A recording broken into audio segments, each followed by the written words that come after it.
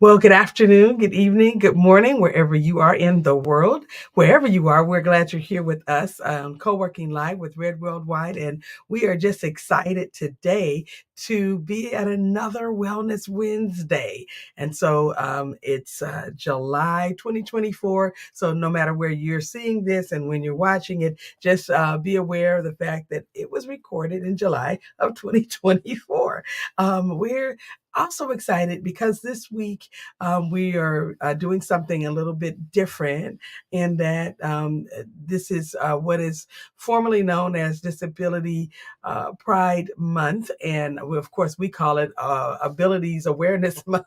Okay, because we have a different view of looking at abilities. Okay.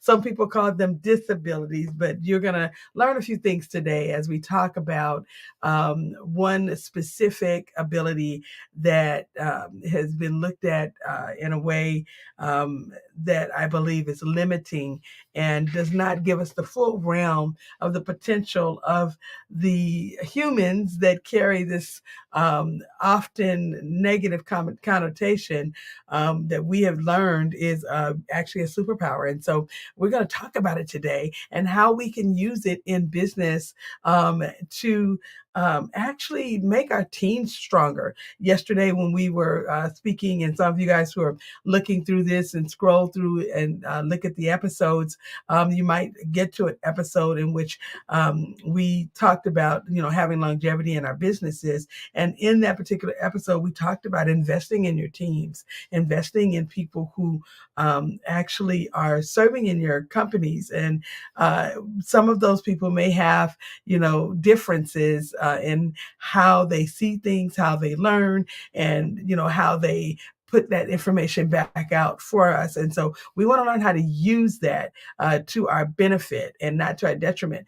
But before we get going really good, I want you to just really, put, if you can, grab a pen, grab some paper, grab your tablet, grab whatever you can put your hands on, because I really want you to be able to take advantage of this material today. And some things that we're going to talk about may not be the prevailing thought. It may be something that's a little different than what you've ever heard. And so I want you to grab this information and have access to it. Again, for those of you who do not know, my name is Dr. Patience Jackson Rose, and I am the CEO and founder of Red Worldwide. And Red Worldwide is the sponsor and the actual mechanism, if I can call it that way, the vehicle that we are utilizing to do co-working. And so co-working is an opportunity for you to come and together with those of us who are in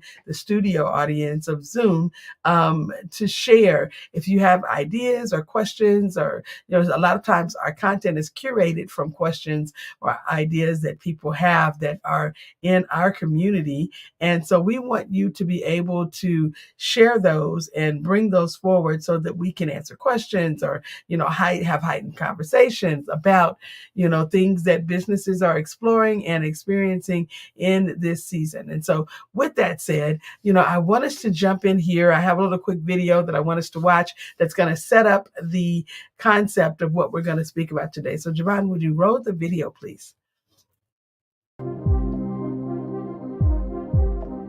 They said it was a hindrance. They labeled it a disorder. But what if the so-called limitations were, in fact, a different kind of brilliance? What if the very traits considered to be obstacles were the keys to unlocking unseen potential?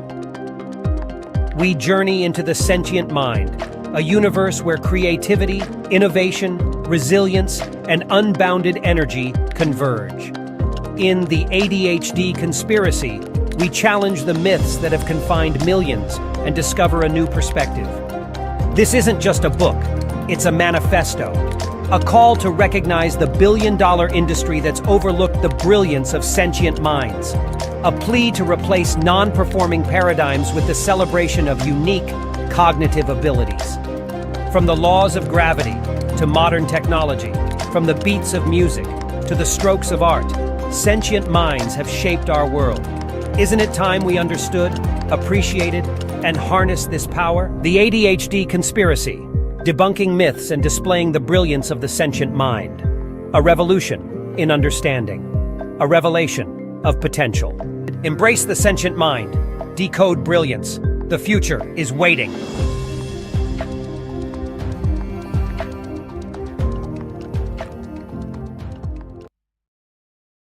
So with that said, I wrote a whole book about it because I was so taken by a statement that a client made. We were in a coaching session and working on his business and just really moving forward in some very powerful ways. And I had given him an assignment to have completed by the time we came back together again. And he came to me in the session and said, I can't really do that.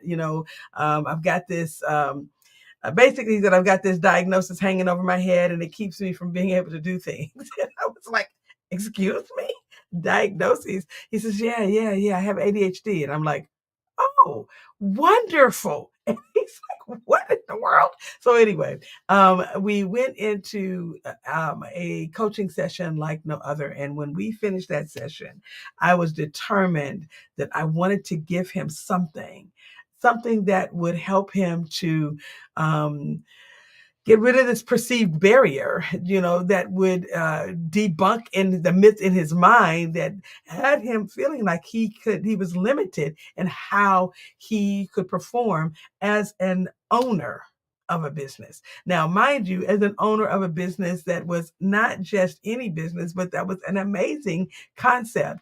And he also had another business and he was a nurse, had graduated college with high marks, graduated high school with high marks, but he had this stigma that was making him see himself in a way that was so limiting. And so I wanted to do whatever I could do to translate all of that garbage that had been given to him into something that would give him the encouragement and the boost that he needed to understand that who he was in the world was someone that was absolutely needed because of the way his mind works. And so let's roll the slides because I want us to get into this today, this discussion, and I want us to really see it, from a perspective that will be helpful. I mean, I've done a couple of talks on it. I did a whole TED talk in the metaverse last year on it. And some of that information is available on YouTube. Currently, it actually is available on our channel. It's not necessarily in our podcast, but I really want to talk about it today from a different perspective than what we talked about in the presentations that I've done before, because I want to break this down to how do we use it? How does it become a usable tool, in the hands, of capable people? What is it that we can do with it? And when we begin to see our human capital as capital and we invest in our people, what do we need to do to invest in them to give them what they need to have so that everything that is in them is working, for their benefit and can be, of course, a benefit to the company as well. Okay, Javon, let's go with the slides. So today we're going to talk about dissecting the ADHD conspiracy. We're going to debunk some myths, but we're going to celebrate the sentient mind. Next slide, please.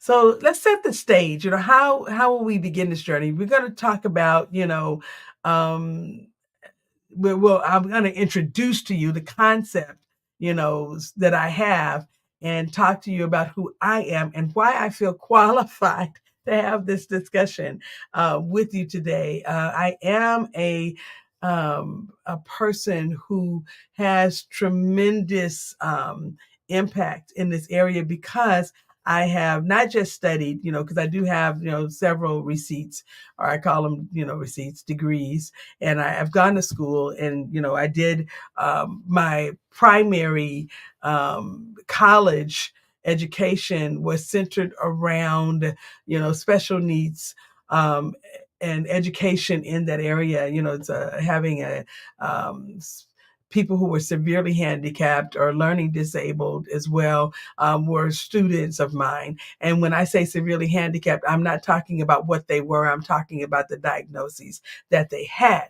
And so it was often my experience that I had a group of students, in my class who had stigmas based on, a 504 plan. We didn't call it that back then. It was an IEP. And based on that, we were given every year the task of writing these goals and objectives that they were supposed to achieve during the year. And it was supposed to create the opportunity for the instructor to help them overcome something. And I really, at some point became very disenfranchised with the whole concept of special needs, if I can say it that way. I know that people have to have a way of seeing it so that allocations of finances can be put into buckets to, help make sure there is enough money to work with students who, may learn differently, and it may cost more to educate them because they learn differently. I get the concept. However, I have come to understand that as a neurodiversity advocate, and an avid researcher, my career in education, literally has been dedicated to understanding and championing cognitive differences. And I am one who believes that these differences make us better. The differences allow us to really serve people better. When we have the different perspectives, when we understand things and can see things from many different ways. I remember as I was an instructor teaching, I had mostly boys in my classroom.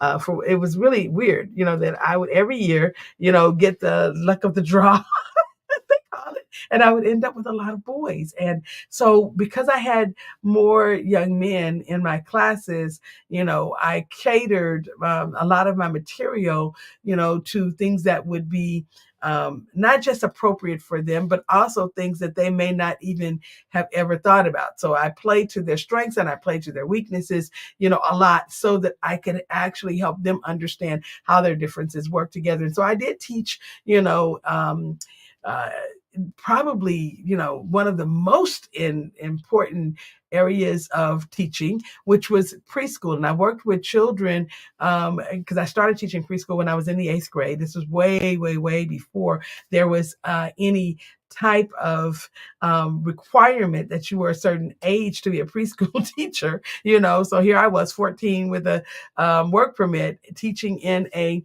regular preschool environment. And I crafted, even at that time, I knew to craft my lesson plan based on who I had in the room, and that could be who I had in the room on any given day, so sometimes I had to do adjustments, or who I had in the room, every day. I had come from a family who served the community of persons of special needs. I had aunties that were that had special needs people in their homes. Okay. And I call them special requirements. I don't call them special needs, because their requirements were what they were based on, how these people were designed. Okay. And so some of them had these diagnoses on them. I remember the one that I really hated was mentally retarded, or mental retardation. I just felt like that was just like the most horrible thing that anybody could call someone, or say about someone, because, I understand, the concept again of someone having a learning difference. But to, deem them as being retarded and having the connotation at that time that had on people, it just left me in this, place. And so even as I was a child or a teenager, and I would go back and forth between Northern and Southern California, where my parents lived and where my aunties lived, and I would be able to, go to their homes where they were serving people that they called patients at the time, Patients. And I just remembered some of the things that I had feelings about concerning it. And none of it had to do with how my aunties or any of my, cousins or even my parents treated the people or anything like that. It had more to do with the view and the overarching construct, that created a reason for us to have a view, of people that was negative. A person is born how they're born. Their requirements in life are what they are.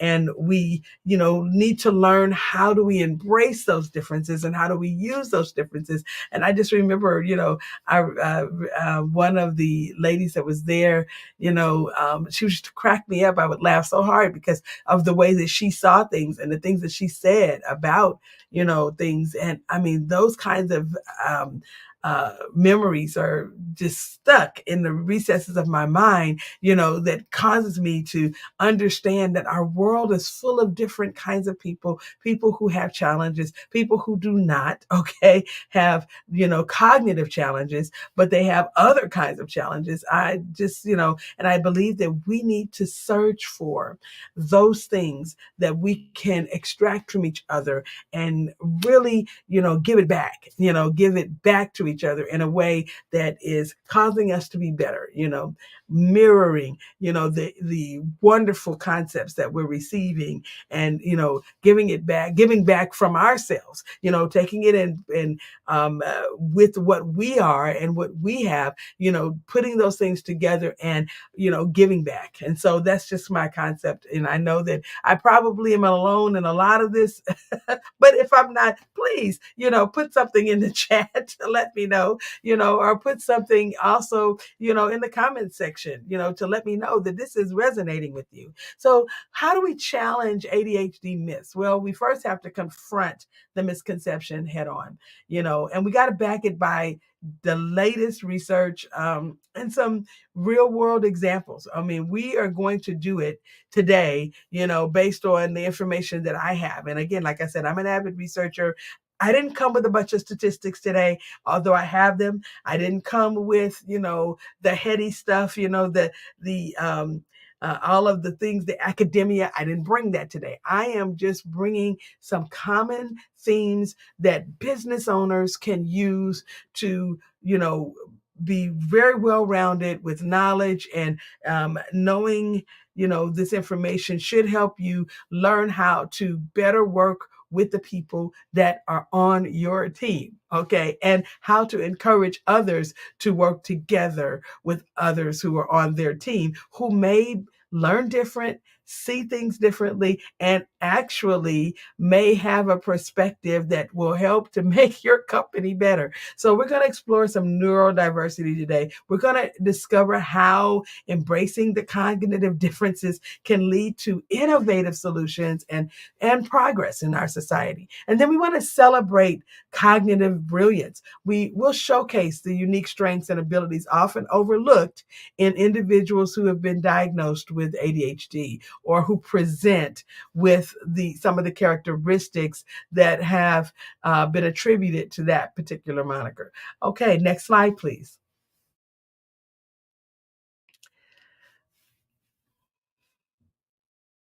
So let's talk about the narrative, okay? And I want to give a historical perspective. In 1902, this is when we had like the first clinical description. Sir George Steele describes children with attention deficits and hyperactivity, and he laid the groundwork for future ADHD research. And I want to say this, this is not a bashing session, okay? I did go to school. I did, my time in graduate school discussing, and this was back when I was really young, because remember, or some of you who don't know me, and you may be seeing this for the first time, but some of you who do know me know that I went to high school and college at the same time for a good portion of my education while I was in the 10th grade. Well, I actually technically graduated when I was in the 10th grade because I took the exam, but my mom made me stay in school. So I was in this MedCorps magnet program, and we, had a good portion of our classes that I took at the college were, regular college courses. And then, of course, I was also doing the high school courses, even though I had the diploma already technically because I'd already taken the class and are taking taking the exam that would allow me to graduate from high school in the state of California. But I also was one that lived in the library, and I just studied anything I could get my hands on. And if I could not find the material, I was researching and pulling things together. And so, at that time, I already knew that I wanted two things. I wanted a degree in music, but I also wanted the degree in music so that I could do music therapy, which was, going to provide a landscape for me to be able to serve the community of people who learned differently. And that was really my goal from the time I was in the ninth grade. Okay. So, as a 10th grader, I was already looking for solutions. I was looking for curriculum. I was looking for all types of things that would allow me the ability to really spread out in this area. And when I was working with the children that I worked with when I was in the 8th grade, I was also looking through the room and finding children who had did not have the abilities that other children had, and seeing how I could serve them better, what it is that I could offer to them. So, when we're looking at these diagnoses or concepts, that Sir George Steele drew out, he saw some things about how children learned, and he saw what they called deficits at the time, attention, and again, it's just an awareness, I believe, and I mean, you can quote me on this, fact check me on this, but what I have come to understand is that working with children and adults who have had the ADHD diagnoses provided for me the ability to see characteristics and to outline, a set of things that are, the same about how these people with the diagnoses think, how they work well, and even how they view their perspective. How they view, not perception, but how their perspective works. And so some of the things that we called, hyperactivity, um, you know, I I won't go into all of that right now, but I will say that I have come to understand that energy, when directed, that we used to call hyperactivity, can be a tremendous tool in a business. And for me personally, the people that I have had in my life, children included, that have this insatiable, portion of their personality that gets them moving, and constantly they've got to be working on something, and they're doing it at a pace that others can't even keep up with. This is not a deficit as far as I'm concerned.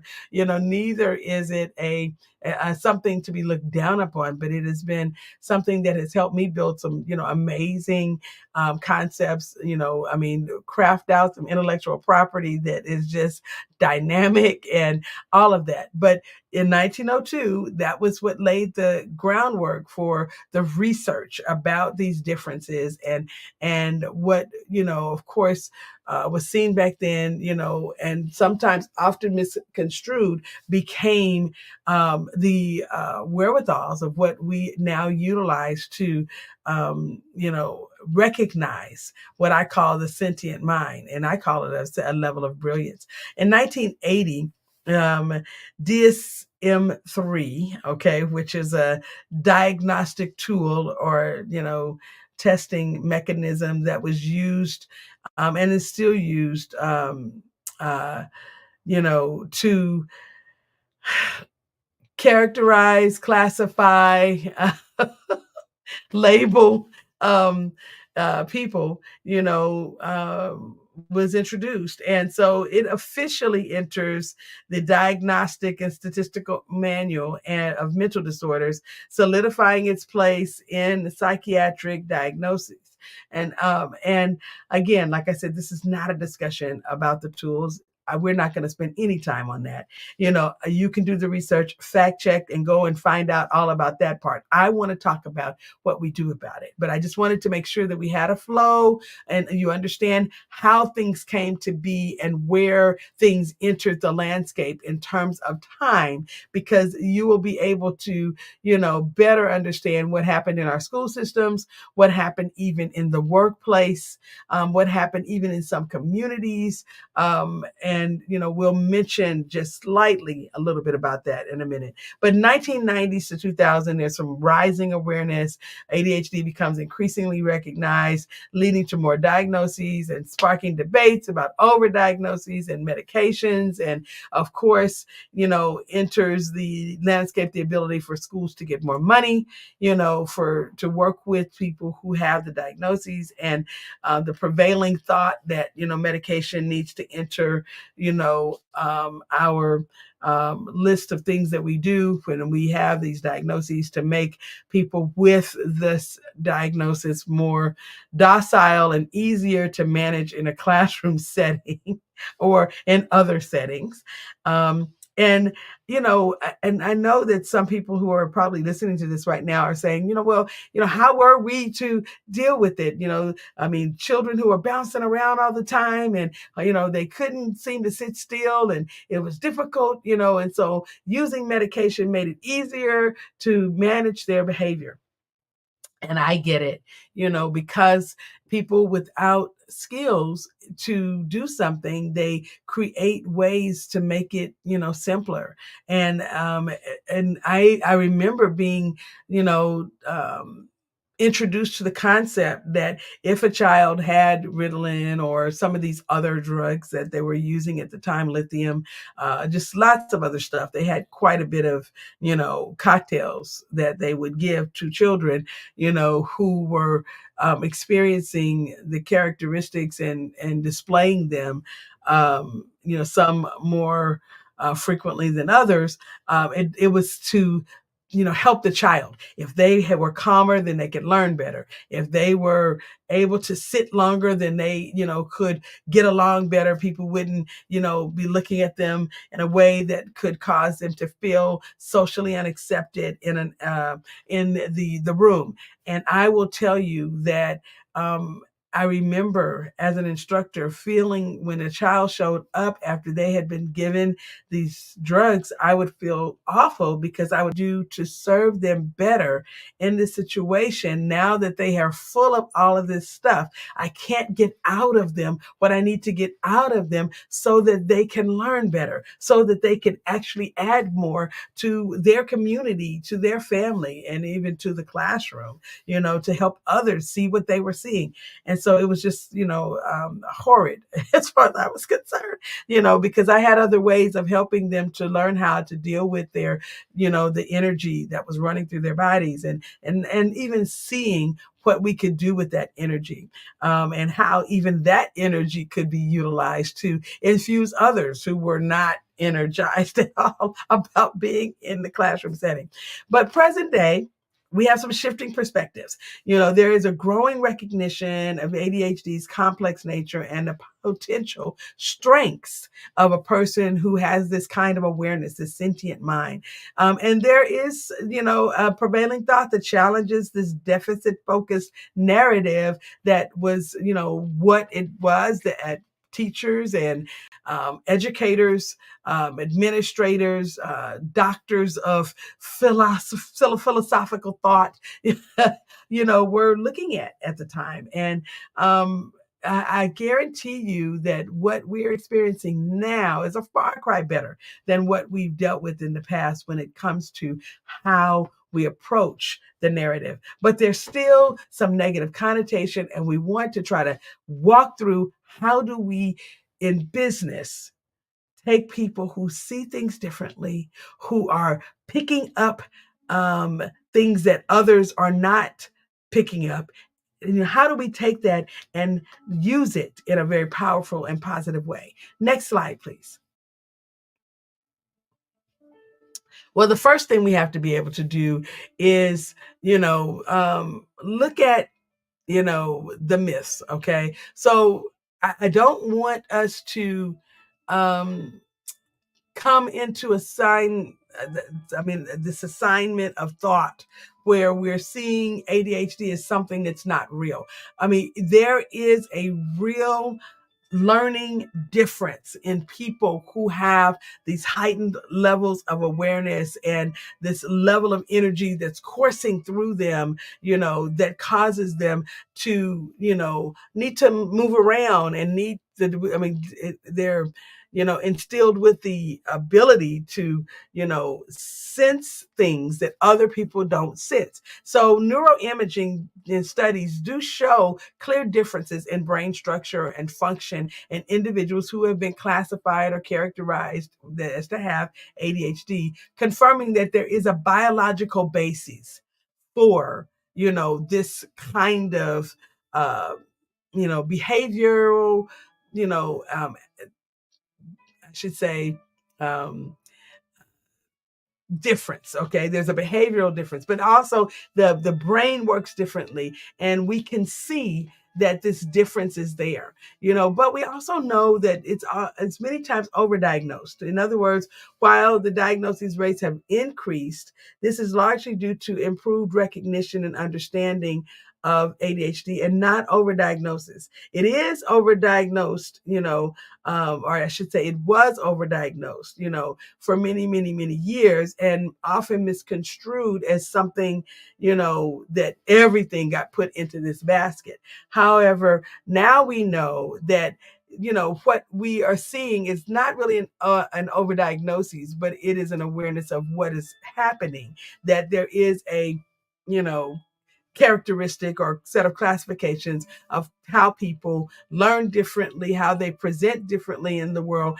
how they, pick up information and sense things, and what they have to contribute. And that's the piece right there that we're going to really dive into in a minute. But, the other myth is that ADHD is a character flaw. Reality is it's a neurodevelopmental condition, not a reflection of laziness or lack of willpower. Many individuals who have been diagnosed with ADHD are highly motivated and hardworking. That work ethic is tremendous. Okay. And if they have been taught, how to, utilize their superpower, they can be such an asset in a company, which is amazing for all of us, as we're thinking this through. Next slide, please. Okay, so the sentient mind, a new perspective, and uh, stay right there because I think I have an alarm that's going, and I don't want this to be playing in the background. So hold on just a second.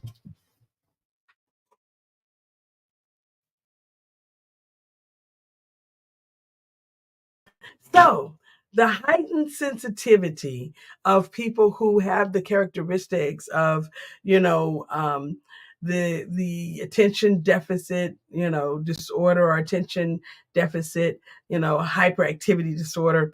Um, the sentient mind experiences the world with intense awareness. They often pick up on subtleties that others miss. And that's something that we really need. I mean, we absolutely need it, to be able to, understand what is working, what's not working, how things can be utilized in our communities, in our offices, in our country. Okay, we need people who have that kind of awareness. And when we, relegate their awareness to something that is perceived to be um, bad, or something that's perceived to be negative, then it sometimes will cause people with that type of awareness to not use it.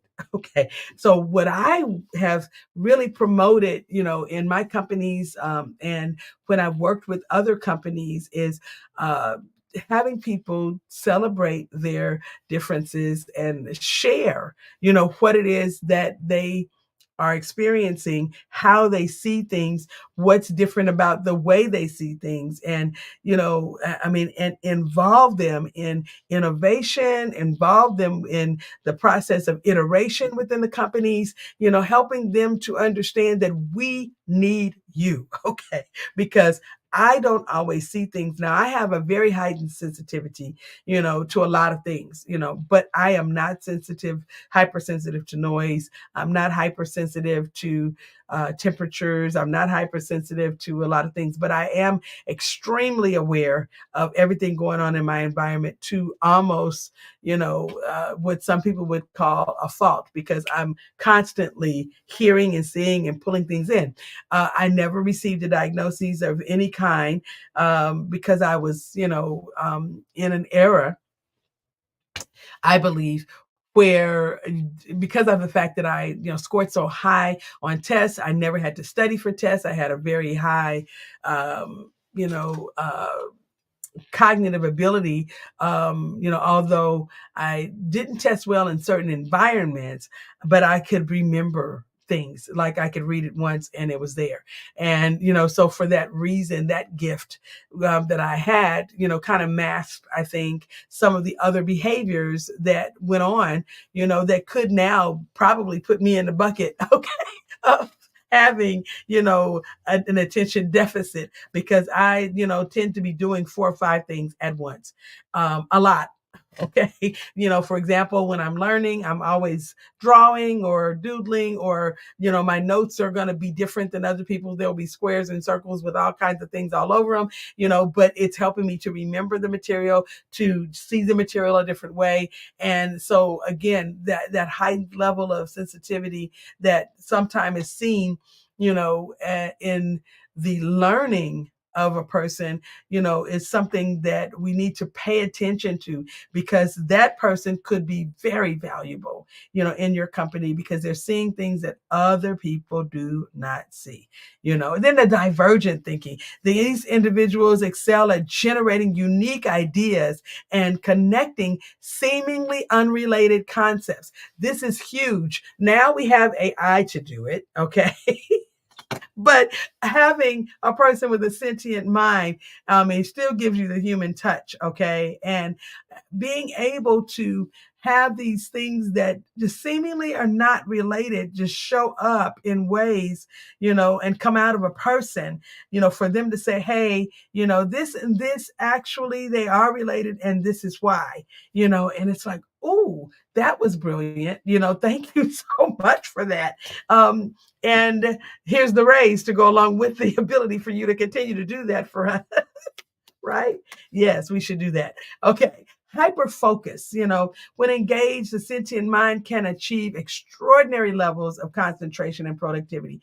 I have been with people who have, again, displayed the characteristics, had the diagnoses, and if they're working on something, I do not care what is going on around them. If it's something of their personal interest, something that they are, really designed to do, and they're just like focused on it, they can spend hours and hours, work all day and most of the night, on that particular thing. And the level of productivity that comes along with it is amazing. And so understanding again that within that characteristic, we even have to help us,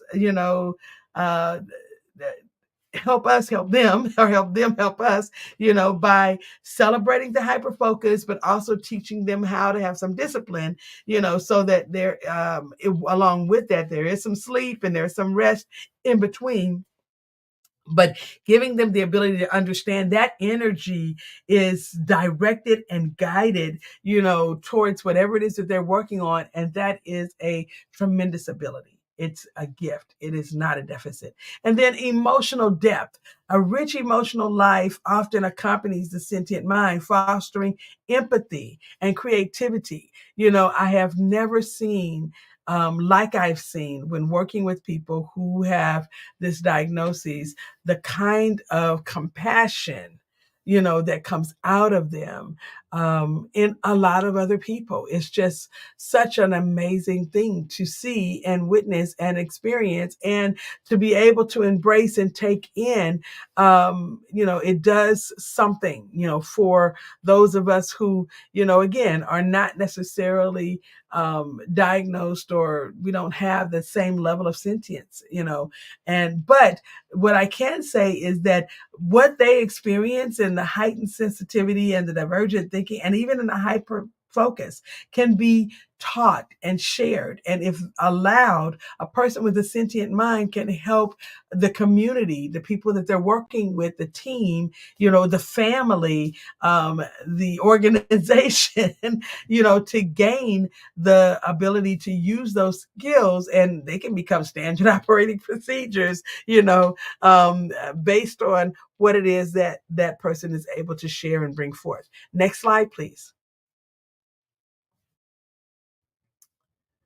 So, case studies. Well, we want to talk about Alex, okay? Because Alex, these are the case studies from my book, and I just kind of pulled these out because I really want you to, you know, um, just kind of have in the forefront of your mind some people that you might know, okay, that are brilliant. They have sentient minds, and you may not have been able to properly peg them or put them in a place where that mind can be, challenged and utilized and, even developed further. Okay, so we're going to talk about Alex, who was in the field of environmental science. He developed innovative computer simulation at 13. Okay. And having the concept of, in his mind, that something needed to be done, and he was able to, direct his attention to it, and to the point of actually having a full simulation completed at 13. And so, of course, that is something that we have seen a lot in our communities.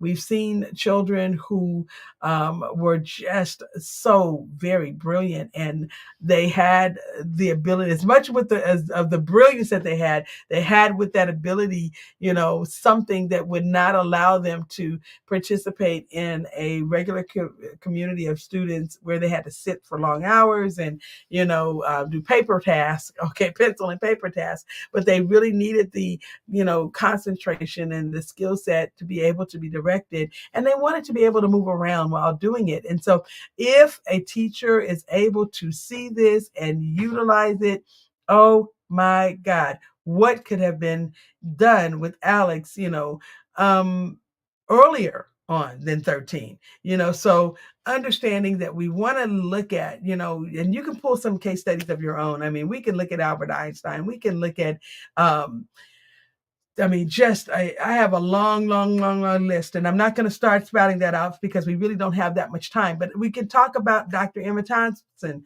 whose field was neuroscience, and there was some groundbreaking research on neuroplasticity, and she herself was said to have been have displayed the characteristics of someone that has a sentient mind. Or Michael Chen, founded a $1 billion tech startup at 22.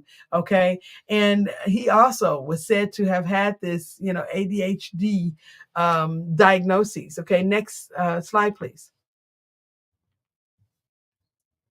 So how do we rethink education for people with sentient minds? You have to train your staff. You've got to be able to provide people with, a real place in the world, and a place in your business where they can, really stretch out, learn their skill set. And continue to build on what they're learning so that they can offer what they have to offer to the world. And of course, while we're offering it to the world, they end up offering it to your company.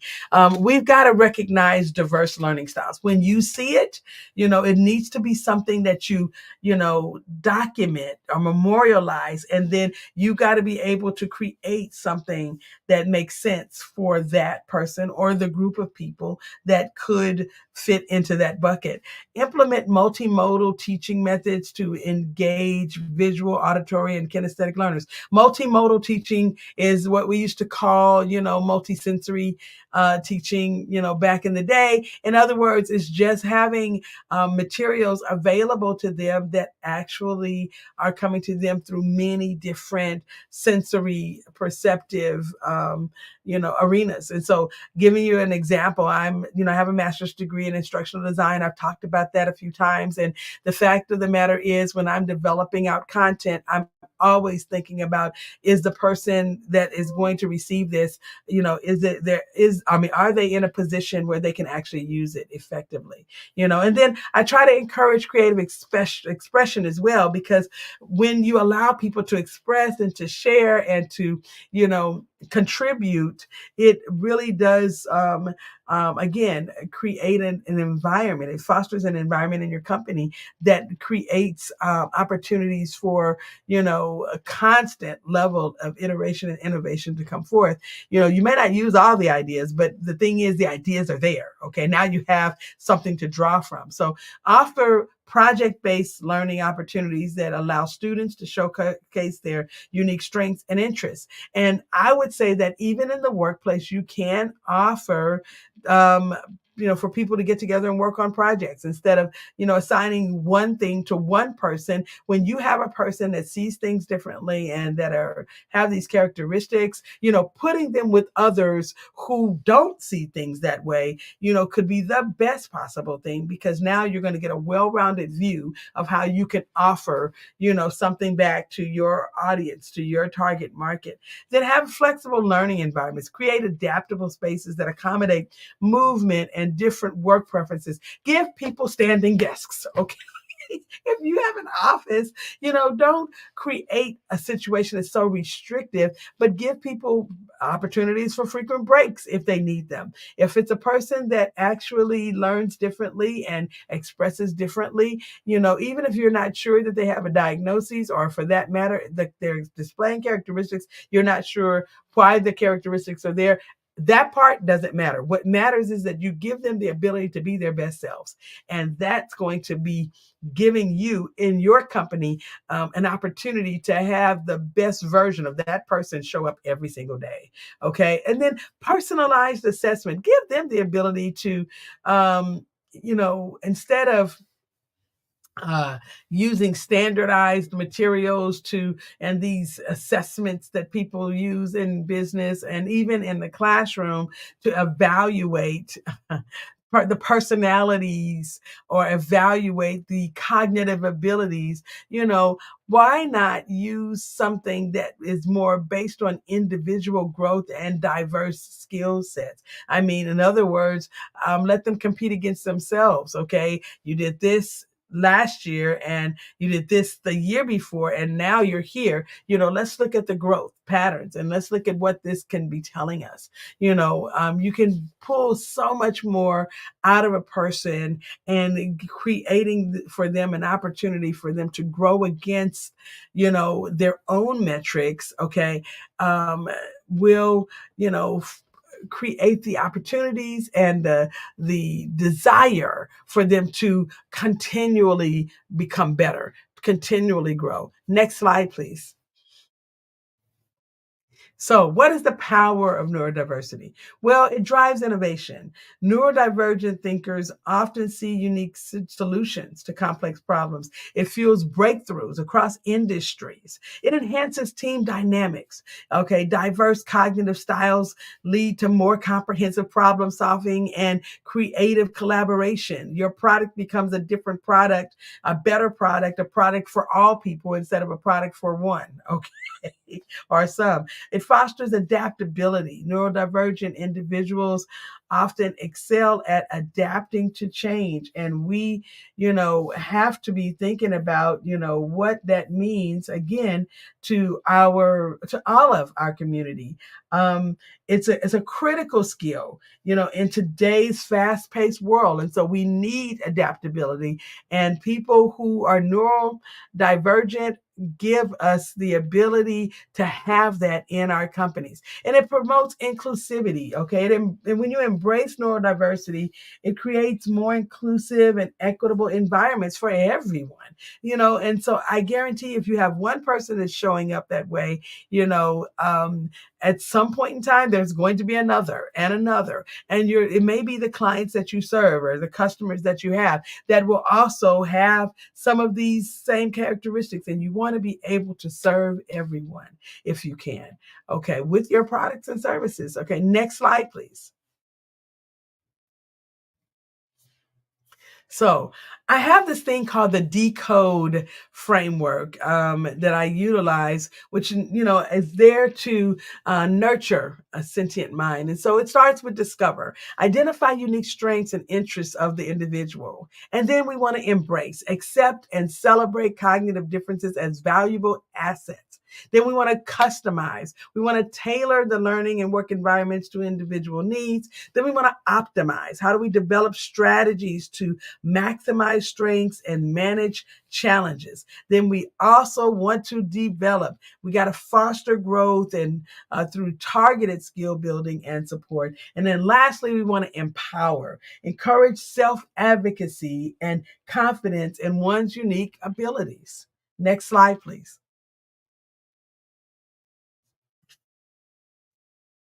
So finally, we want to be able to embrace the future, which is really a call to action. Okay. We got to challenge the status quo. When somebody shows up with these paradigms about ADHD and neurodiversity, that really don't work for creating space in our communities, in our teams, in our workplaces for people who have that sentient mind and they have the neurodivergent capacity, we have got to challenge it and remove what's there and replace it with something that works better. We have to educate and advocate. We can't just educate, but we also have to be able to stand up for people who have sentient minds, share knowledge about the concept and the benefits of neurodiversity with others. And when we see someone being treated in a way that is just counter to what we're talking about, we want to be able to be there so that we can make sure that, others are getting in, on this opportunity, because it really is an opportunity. We want to create inclusive environments, implement strategies to support and empower neurodivergent individuals in schools and workplaces and communities. It's important for us to be able to do that. When we have those kinds of inclusive environments, what happens is people feel more likely to share, or people are more likely to share. They feel more included and they feel a part of the community, a part of the team. And so they're going to be their best selves every day, because they have the ability to see where they're celebrated and not just tolerated. Then we want to celebrate cognitive diversity as well, recognizing and honoring the unique contributions of all minds, fostering a world where every individual can thrive. Well, this has been Dr. Patience Jackson Rose, and I do really want to make sure that you have an opportunity to get the book. Okay. Because I think that, the concept itself, and when you have it and you have the notes and you're able to go back and reread it, it just keeps you fresh and it gives you tools that you can use in your company to help make sure that people who have these wonderful superpowers are being encouraged to use them every single day, as they are working within your establishments. Thank you so much for being here with us and, help us celebrate abilities this month by being more aware and being a part of a group of people, a revolution of people who, are changing the way we do business, and we're doing business better. Okay. We're doing business better every single moment. Thank you again, and I hope to see you next time.